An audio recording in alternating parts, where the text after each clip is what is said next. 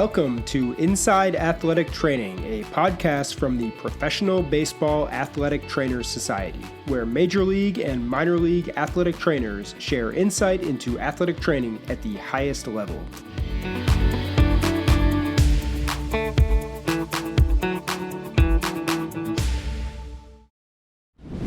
This week on Inside Athletic Training, we welcome in Dale Gilbert, the head athletic trainer for the Washington Nationals. Enjoy the show.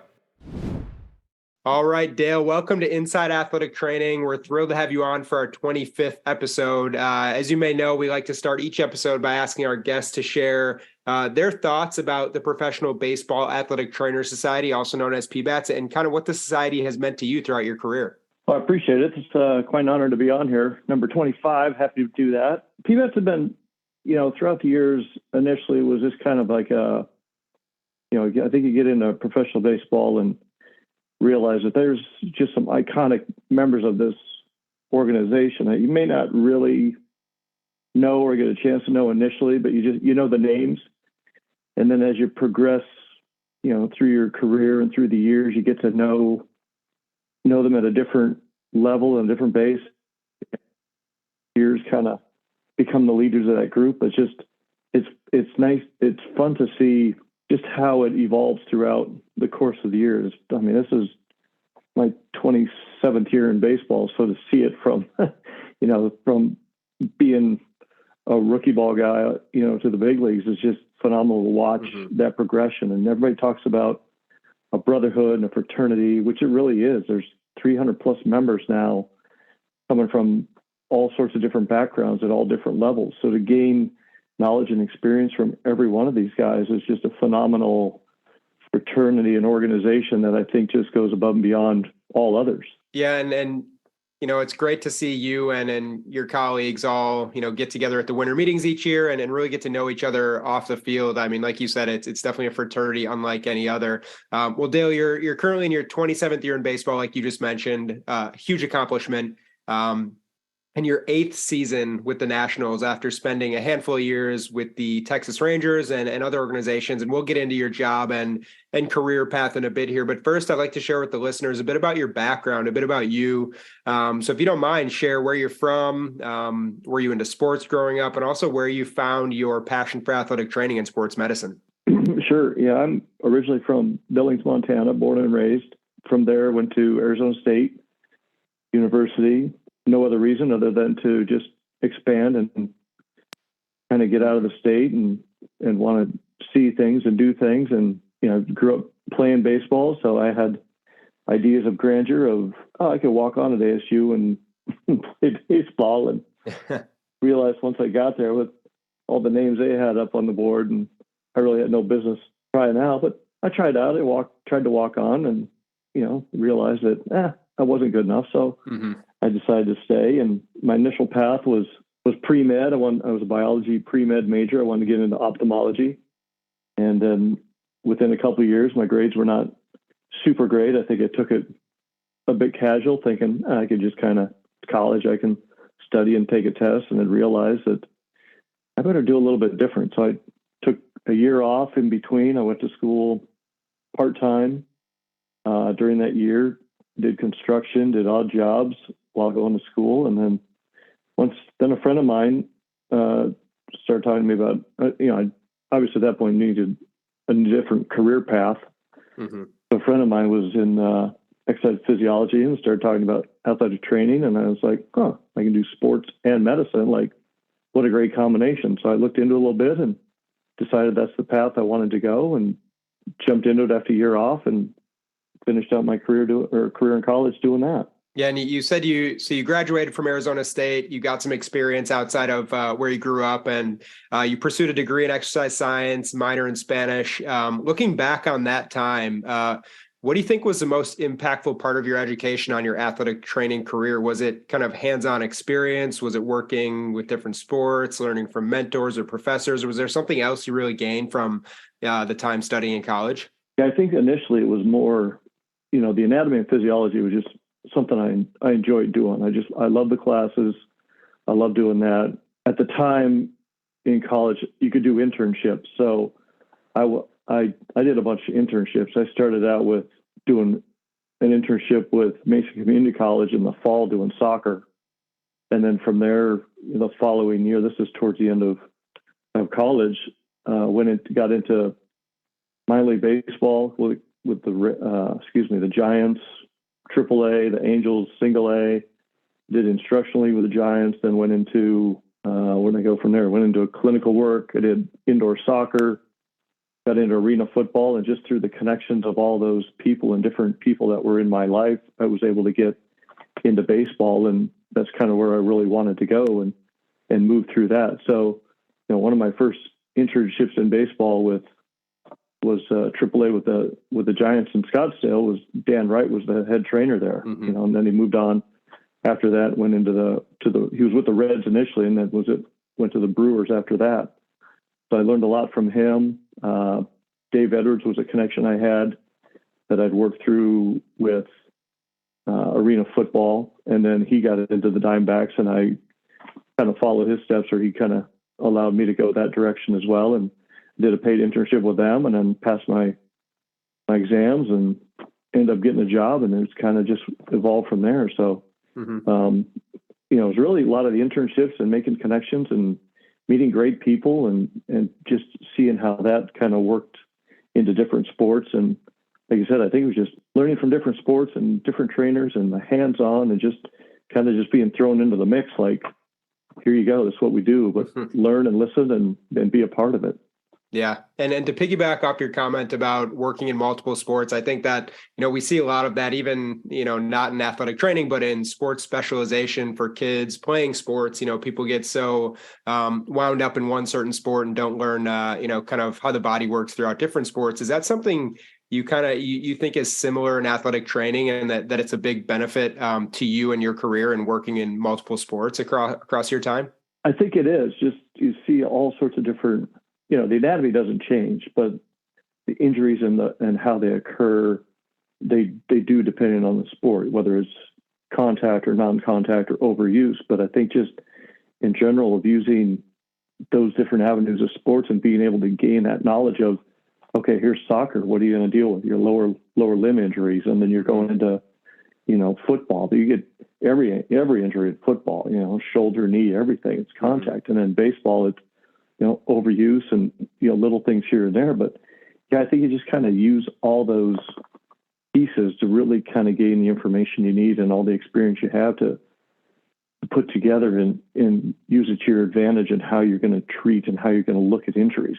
And then obviously your last stop in your career, you got to baseball. And I'm sure each stop along the way was super meaningful to you. No one starts in the big leagues. It's always a grind getting there. Can you share a little bit with the listeners about what it's like getting into baseball? You took a path through the minor leagues that led you to winter ball, the Arizona Fall League, time with the Diamondbacks in the late 90s, time with Kansas City and Texas before your stop with the Nationals, where you're at now. What did the minor league experience mean to you overall? I think it's really where you really grow. You're pretty much on your own, not many, you basically have one athletic trainer and with your minor league team. And if you're lucky, you have a strength coach.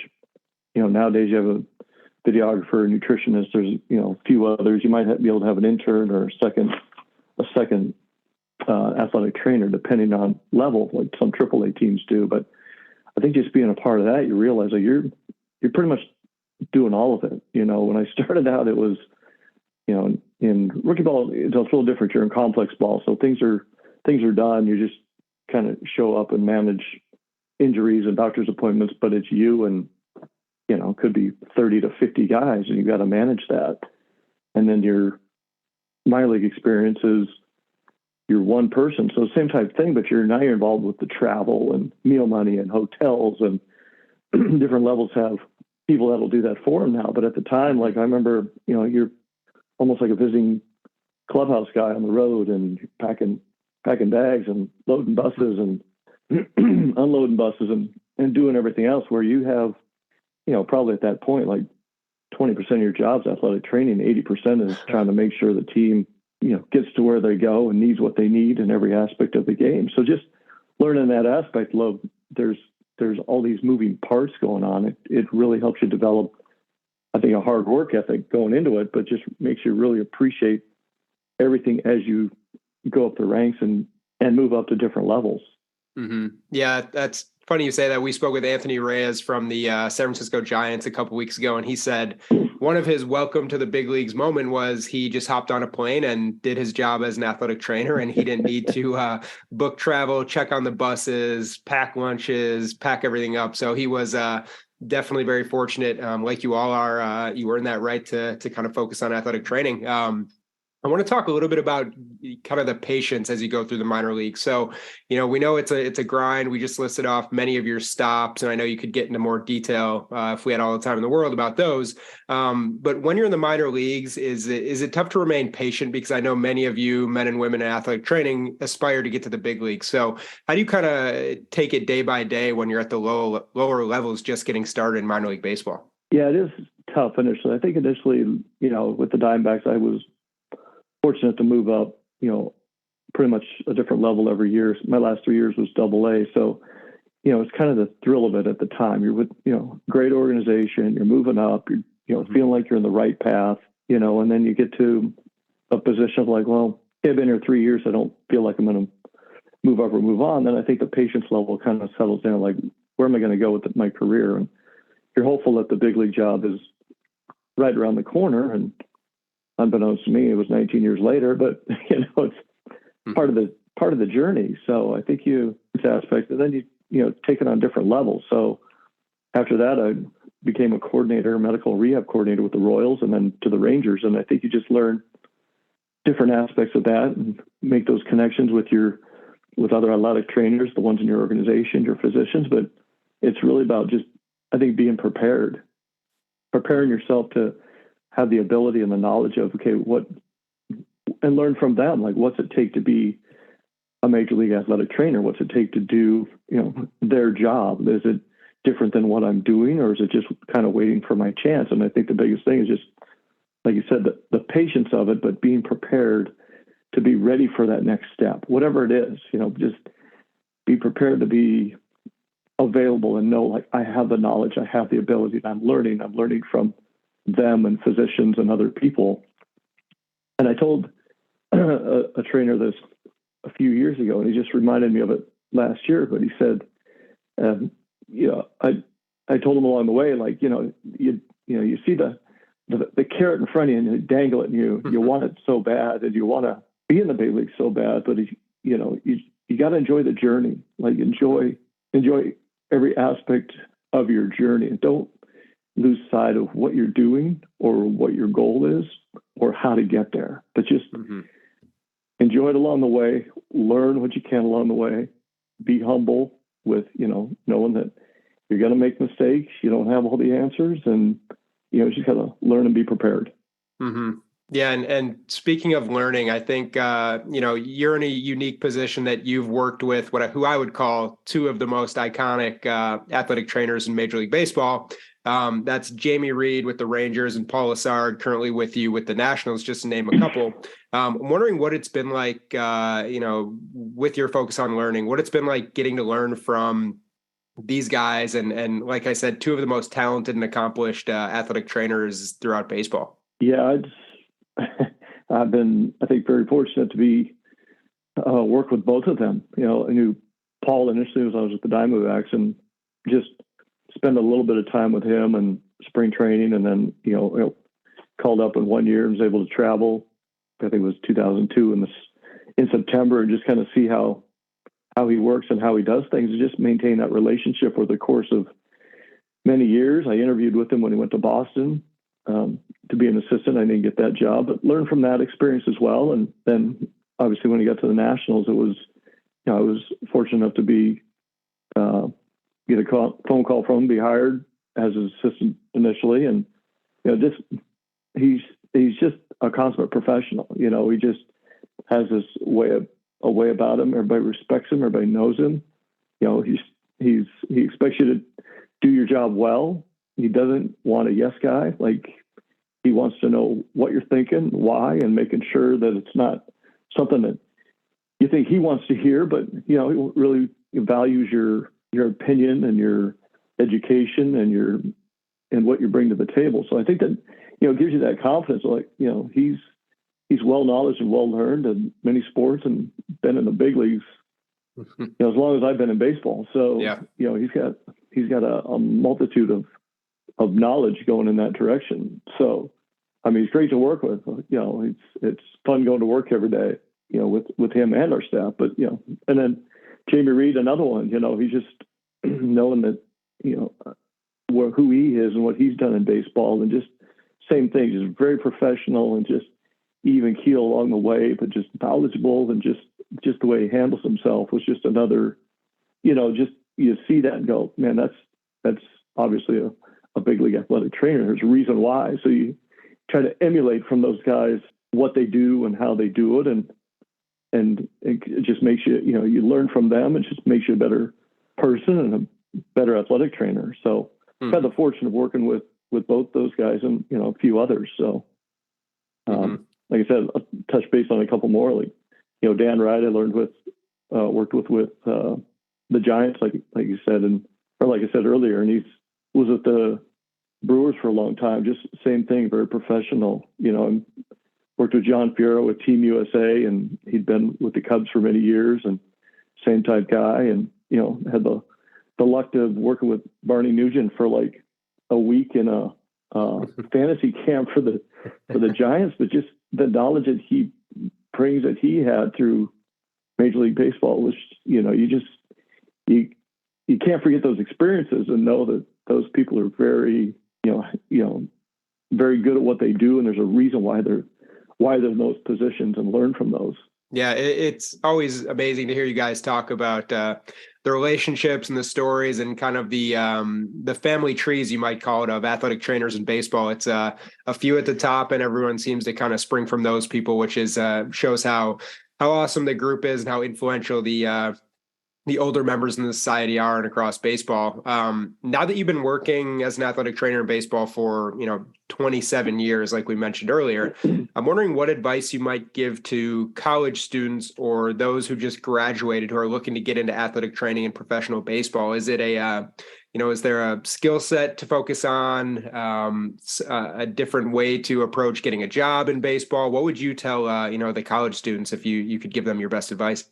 Yeah, I know the process of like internships and doing all that is a little bit different through the internship process and everything. But, I think just for a college student is just being prepared, being able to make an adjustment, knowing that you're probably not going to get to the big leagues right away, grind it out in the minor leagues for a few years. If that's where you got to cut your teeth somewhere. So, get in where you can, when you can, be humble about it. Know like, hey, this is part of the game. I think a lot of kids, there's a few that come in and do an internship in the big leagues and then expect themselves to be in the big leagues next year. It's like, it doesn't quite work that way. So you got to put in the time, and it's a matter of how much time you want to put in, but be prepared and know that, you may be there may be a lot of book smarts out there, but you got to be able to put that into practical situations and practicality, and get your hands dirty and work on your hands-on ability. Know that you have to have realistic expectations going into it, that, hey, I might be in the minor leagues for a while. I'm going to bounce around a little bit. Am I okay to, spend 1 year in Florida, Arizona, and 2 or 3 years in Midwest League and a couple of years in California League? Like, you got to be able to move around and bounce around. And if that's for you and that's where you think you want to take your career, then great. But you got to have a realistic view of how long it might take and what it's going to take to get there. Yeah. And to add on to that, when you guys are looking, for the Nationals, looking to hire interns or, minor league athletic trainers, we hear a lot from your colleagues that people, there's so many students out there who know everything in the textbook, but they lack a bit of hands-on experience and practicality within athletic training. Is that something you guys focus on when you're interviewing, or is it kind of a combination of both that educational component and accomplishment and also the hands-on experience as well? I think it's a combination of both. You have to have the background knowledge of what you're doing. Like I said, the anatomy doesn't change, but you can be a guru in anatomy and not have very good bedside manner or very good hands-on skills. Mm-hmm. And it goes either way. But I think combination of both of, a good skill set on the books, a good, being able to understand and retain and put that into practice is the bigger key for me, to be able to know, like, okay, I've done this, but I can put what I do into practice, and that may change. And you got to be able to make that adjustment, that what you're learning or where you're learning what you're learning may not always apply to the training room. Like, you're going to have to figure out what's not working and how am I going to make it work, and how am I going to make this guy better when, okay, maybe I've exhausted all my resources. What else can I do? So you have to think of that too, about a little bit outside, as everybody says, like outside the box, but a little bit more progressive in what you do and how you do it, just to get these guys back on the field, or, keep them on the field. I always look for somebody who's driven, motivated. Biggest thing is willing to learn. Somebody who listens and willing to learn, very personable and has a hard work ethic. Somebody who's, like, you're gonna go to work and it's going to be a little bit of a grind, but nothing's beneath you. Every part of the job is part of it.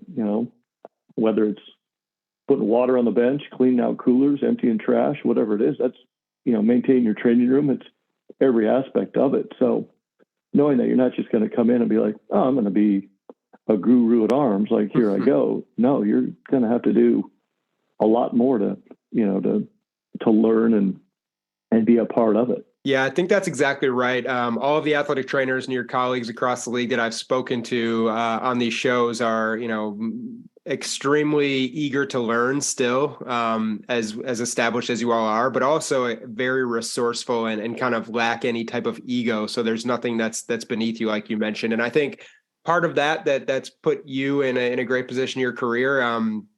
Is awesome to see, and I want to get into a few of those really cool accomplishments that you've created for yourself. First, you're World Series champion. Obviously, the peak of the mountain there with the Nationals in 2019. I'd love to hear from you about that run to a World Series championship, how it felt being part of a championship team. Was there something different that year about the team that you guys could feel in the training room, in the clubhouse, and just kind of, what that year meant to you? Yeah, that was a magical year. I'd love to be able to repeat it, soon. But looking back on it, it was like, everybody says we were whatever we were when we started, 19-31. Like, I don't remember us being that bad starting off, but we didn't get off to a great start. And then, we had a bunch of veteran players who just knew how to grind through things and knew that, hey, we're going to make things better. And initially, it was, I remember looking when we weren't doing great. We had probably like 3 or 4 different groups of players. You had position players hanging out here. You had a few pitchers over here. You had a couple other groups where it was like kind of a disconnected team in a way. And then we made a couple trades. We had Howie Kendrick came in, Gerardo Parra. And I think just having those guys, especially Parra, just, his personality just brought the team together. It was unbelievable to watch the way it worked with him and Anibal Sanchez. They just kind of clicked, and they just brought this team together. And before long, it was like right away. And he met us in LA and hit a grand slam first at bat. We're like, oh boy, here we go. Like, this could be a game changer. And then just the team just rallied behind, and it just started clicking. Everything just started clicking, and the team it became fun. Everybody just had a blast. Every time we'd win, it was like a party in the clubhouse after every win. And it just evolved and got, bigger and bigger and bigger. And other guys would, step up to the plate, and they were productive, and just different. Everybody just brought something different, unique to it, but it was just a team effort all the time. Everybody got along really well, and just to push through, and then, getting to the playoffs and the wild card, and getting through the wild card, and was magical. And beating the Dodgers, who we haven't beaten, getting past the first round was awesome. And then coming back home and sweeping St. Louis, and then going to Houston, and didn't beat them there twice, came home and lost 3, and then went there and won. It was like, wait a minute, what do we do? It was just it was just one of those those years you look back on, it was just a magical year, and everything just clicked. Once everything clicked as a team, it just kept rolling. Yeah, that's it was such a cool season, and the underdog story and the slow start just shows that you have time, and once, like you said, once things start to click, you're off to the races. I'm wondering, most players when they get to the mountaintop, they win that ring. I assume, you and I are not anywhere near professional athletes, but we assume that it kind of is a relief. A lot of players will say it's more relief than enjoyment when they get that ring, because they did it and there's no more chasing that certain thing. They've been there, they've done that. As athletic trainers, is there a similar feeling, or do you guys, since you don't have control over the actual game, do you kind of feel differently, or is it kind of like, I did finally get that ring, and perspective within baseball kind of changes after that? Yeah, I think perspective for me changes. I see where you say with athletes, like we had quite a few that at the end of that year retired. They're like, I'm done. We did it. I'm out. After 10, 15 years of big league play, it's like, all right, we did what we wanted to do. But I think for me, it's just, like you said, not being able to actually, I can't go out there and swing the bat or throw, which they don't want me to do anyways. But, just being a part of it and being in the clubhouse and knowing what it took to do it. And I get greedy. It's like, I want to do it again. Like, yeah. It was so much fun. Like, I want everybody to experience that. Like, we have a young team, and I would love for these guys, whether it's, this year or a couple of years from now, to experience that accomplishment and say, man, we did it. Juan Soto was very fortunate. It was first year in the big leagues and wins the World Series. Like, yeah. You did it. What do you do? What do you do from there? But I'm sure like he's like us. Like, you want to keep winning. That's the ultimate goal. You want to be a part of it every year. It's just, playoffs are just a completely different animal. The season's over, playoffs start. It's like a whole new season begins, and it's just a thrill of it and being a part of it, and just not knowing, I think, how long it's going to continue, when it's going to end, is just the fun part of it too, of knowing like, we're here, let's do what we can and make it work. But it could be done after game one of your wild card, but just getting there is fun, and just knowing like, all right, we got a chance. Yeah. Like, Phillies did last year, same thing. Like, they had a chance. So it's just a fun part of the game. And outside of the World Series that we talked about, another really cool accomplishment in your career is you spent some time working for Team USA. Love to hear more from you about what that meant, how it differs from working in Major League Baseball and affiliated baseball, and kind of what it meant to just work for your home country and put on that Team USA hat. Yeah, that was fun. That was one of my goals, doing everything else. I was like, I really would love to do Team USA at some level. And I was fortunate enough where the Royals had, 5 or 6 guys at the time that were on the team. So I was fortunate enough to be a part of that, knowing that they were there.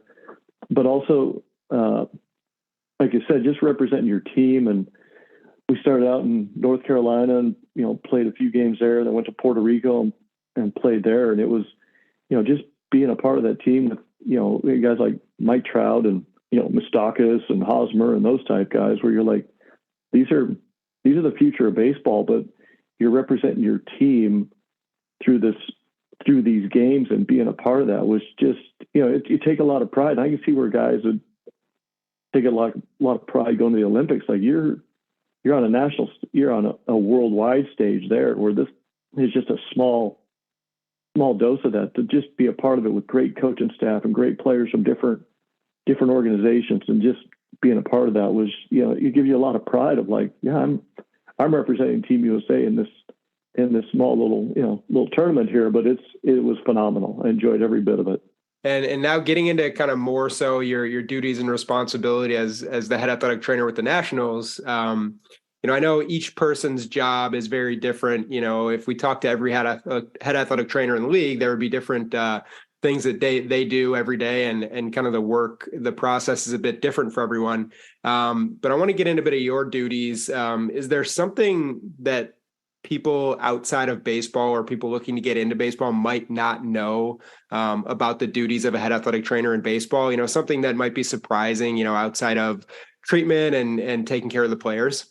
For me, not so much. I think my duties really, I'm fortunate to have Paul in the position he's in. He's the director of athletic training. So he does a lot more of the paperwork and business side, not business side of it, but, he's our liaison between us and the manager and general manager and reporting and majority of doctor's appointments and this and that. So unfortunately, and like he says, he's stuck in the office quite a bit, where for my job, being the head athletic trainer, I get to oversee the training room and just kind of do more of that and be more hands-on and kind of be able to make sure that's organized and that Paul gets the information he needs from us as far as who can go, who can't go, what's a new injury, what's going on, what to be prepared for.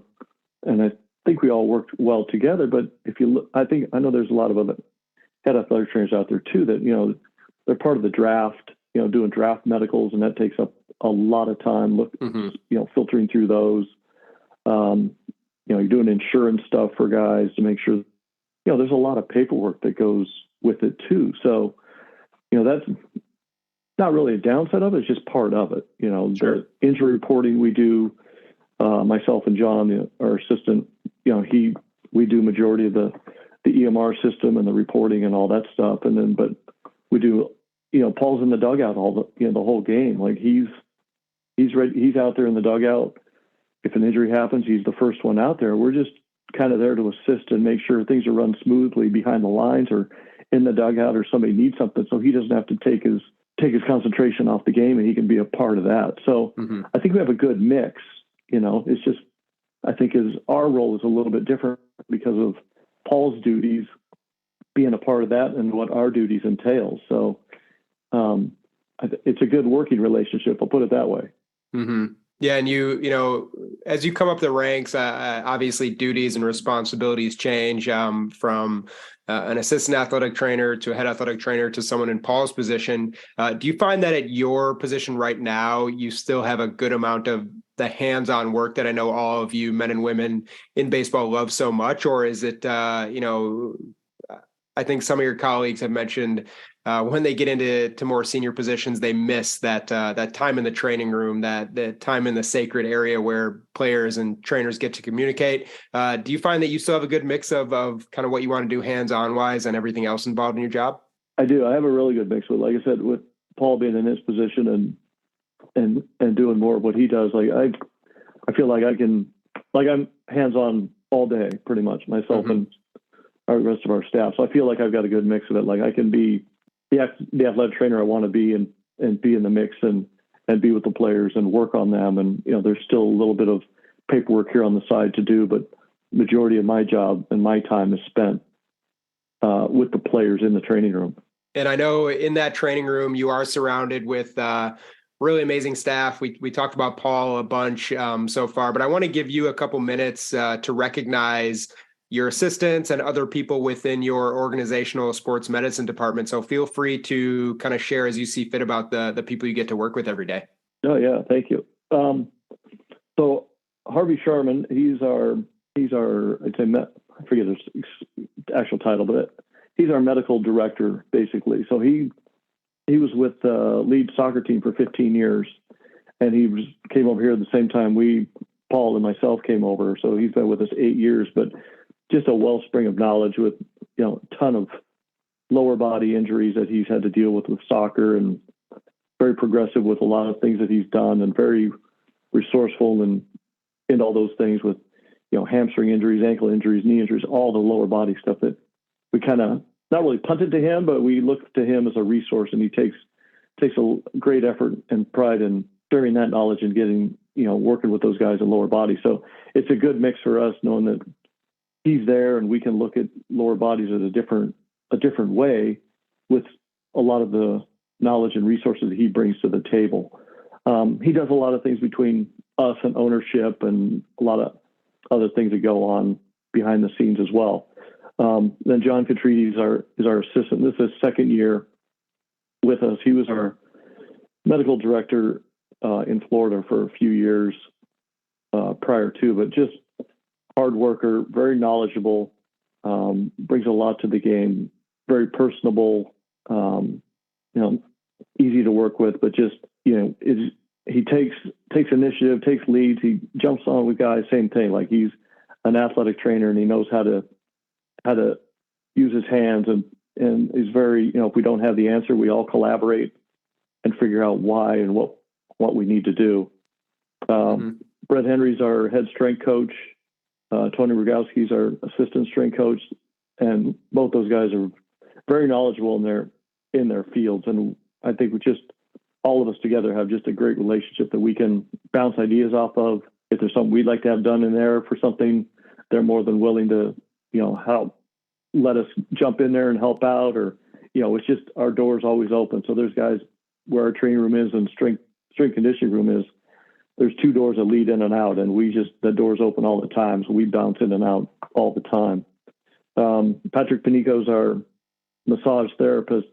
He's also a corrective exercise specialist, and just the knowledge that he brings to the game and the passion that he brings, like he's very well read and he's very able to apply a lot of different things that we use in the training room because of him. He's got a strength conditioning background, so he'll jump in there too. He's not just a massage therapist, but he's very knowledgeable in strength conditioning and how to apply different things. And he and Harvey talk all the time about different aspects of how we're going to treat this or do this. And so he's very knowledgeable in that aspect too. On the other side of things, we have Harad Baggies, our chiropractor, who comes in periodically.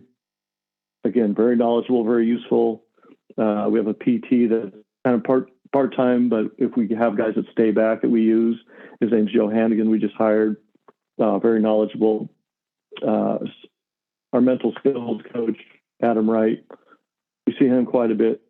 Part of the game that people miss out on is the ability of these guys to go in and actually work on their mental side of their game and really become proficient at that and understand what are their thought processes and what they're doing. And obviously he does a really good job with these guys and open door policy. And, he'll hang out in the training room and in the weight room, and he'll just be a part of it and be around and very accessible and very knowledgeable. And then our doctors, you can't forget our physicians. We have Rob Najarian is our head physician. Robin West is our physician. And then we have Dennis and Ed Collin and Chip Umasilla, who are our primary care.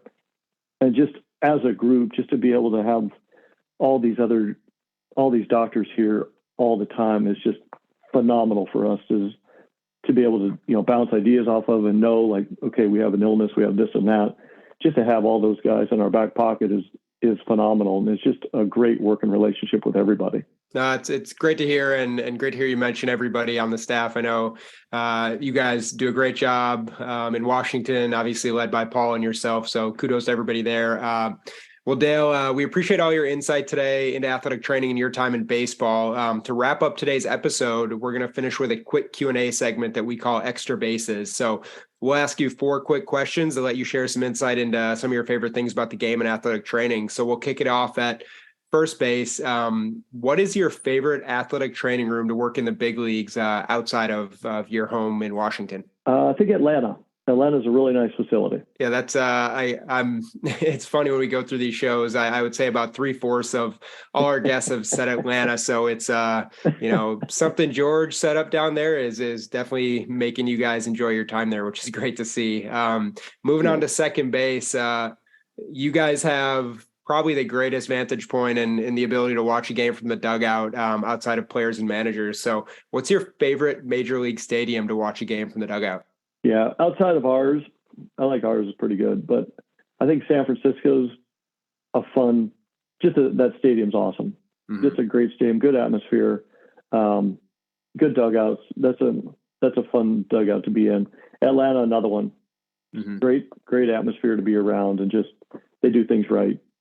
Sure. And then when you're on the road, outside of viewing the games, what's your favorite city to just kind of be in as a visitor and kind of walk around the town and do things in a city on the road? Got a couple of them. I like Phoenix. I like just because I used to live there, but I like New York. New York, there's just so much to do out and about. Up by Central Park and all that area. I usually go for a walk around there every day. Colorado's another one. So those 3 basically. And, to end the show today, headed to home plate, This has been one of our most fun questions with a lot of guests. You spent a ton of time in baseball, finally made it to the big leagues. At some point during your first year, or even now, did you have a welcome to the big league moment as an athletic trainer? Yeah, I got a couple of them. When I was hired, Paul was big in that, and him being there and welcoming me to the big leagues was just huge. That was probably one of the biggest ones. And then first year opening day, just being out there opening day, they interview or introduce you. You run out on the red carpet down the line, and it does get old every year. That's a fun part of every year, and that was probably my biggest aha moment of like, wow, this is opening day in the big leagues. Yeah, that's really cool. I think taking the line and getting introduced is something that many of your colleagues across the league have said is one of the ultimate, welcome to the big league moments. So super cool to hear you have that story as well. Well, Dale, thanks so much for joining the show. We really appreciate your time and dedication to PBATS and athletic training. We wish you, Paul, and your staff nothing but the best throughout the rest of the season. Thank you very much. Appreciate the time. And that wraps up this episode. Thank you for listening to Inside Athletic Training, a podcast from the Professional Baseball Athletic Trainers Society, a show for athletic training students, educators, and professionals who want to learn more about life as an athletic trainer in major and minor league baseball. If you've enjoyed the show, head over to pbats.com to gain access to other free resources. And don't forget to subscribe, rate, and review wherever you get your podcasts. Until next time, thanks again for listening.